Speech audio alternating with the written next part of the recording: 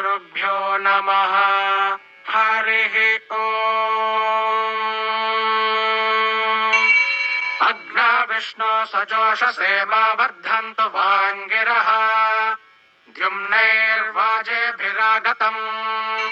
वाजश्च मे प्रसवश्च मे प्रयतिश्च मे प्रसितिश्च मे धीतिश्च मे क्रतुश्च मे स्वरश्च मे श्लोकश्च मे श्रावश्च मे श्रुतिश्च मे ज्योतिश्च मे सुवश्च मे प्राणश्च मे पानश्च मे व्यानश्च मे सुश्च मे चित्तञ्च महाधीतञ्च मे वाक्च मे मनश्च मे चक्षुश्च मे श्रोत्रञ्च मे दक्षश्च मे बलञ्च महोजश्च मे सहश्च आयुश्च मे जरा च आत्मा च मे तनूश्च मे शर्म च मे वर्म च मेऽङ्गानि च मे स्थानि च मे परोगुंषि च मे शरीराणि च मे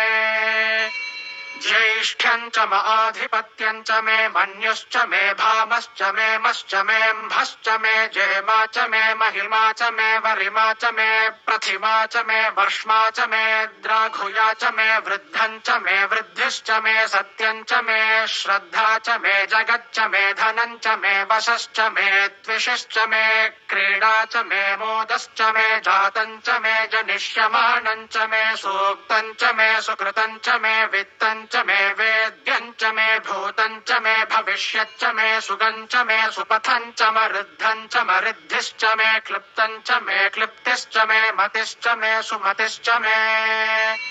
शञ्च मे मयश्च मे प्रियञ्च मे नुकामश्च मे कामश्च मे सौमनसश्च मे भद्रं च मे श्रेयश्च मे वस्यश्च मे यशश्च मे भगश्च मे द्रविणं च मे यन्ता च मे धर्ता च मे क्षेमश्च मे धृतिश्च मे विश्वं च मे महश्च मे संविच्च मे ज्ञात्रं च मे सोश्च मे प्रसोश्च मे सेरं च मे लयश्च मरुतं च मे मृतं च मे यक्ष्मं च मे नामयच्च मे जीवातुश्च मे दीर्घायुत्वं च मे नमित्रं च मे भयं च मे सुगं च मे शयनं च मे सोषा च मे सुदिनं च मे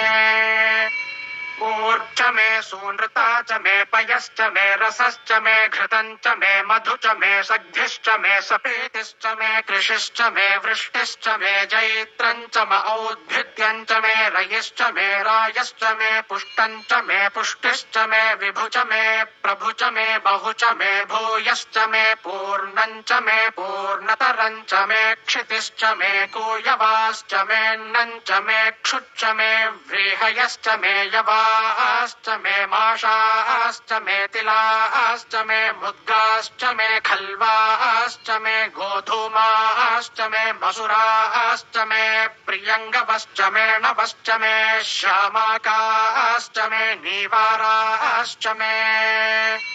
अश्मा च मे मृत्तिका च मे गिरयश्च मे पर्वताश्च मे सिकताश्च मे वनस्पतयश्च मे हिरण्यं च मे यश्च मे शेषं च मे त्रपुश्च मे श्यामं च मे लोहं च मेऽग्निश्च आपश्च मे विरुधश्च ओषधयश्च मे कृष्णपच्यं च मे कृष्णपच्यं च मे ग्राम्याश्च मे पशव आरण्याश्च यज्ञेन कल्पन्तां वित्तं च मे वित्तिश्च मे भूतं च मे भूतिश्च मे वसु च मे वसतिश्च मे कर्म च मे शक्तिश्च मेऽर्थश्च म एमश्च म इतिश्च मे गतिश्च मे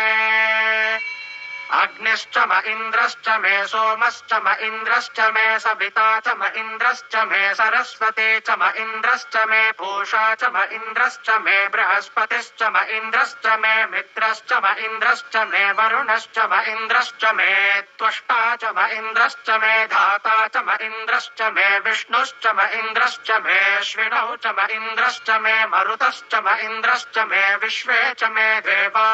इन्द्रश्च मे पृथिवी च म इन्द्रश्च मेऽन्तरिक्षं च म इन्द्रश्च मे द्यौश्च म इन्द्रश्च मे दिशश्च म इन्द्रश्च मे मूर्धा च म इन्द्रश्च मे प्रजापतिश्च म इन्द्रश्च मे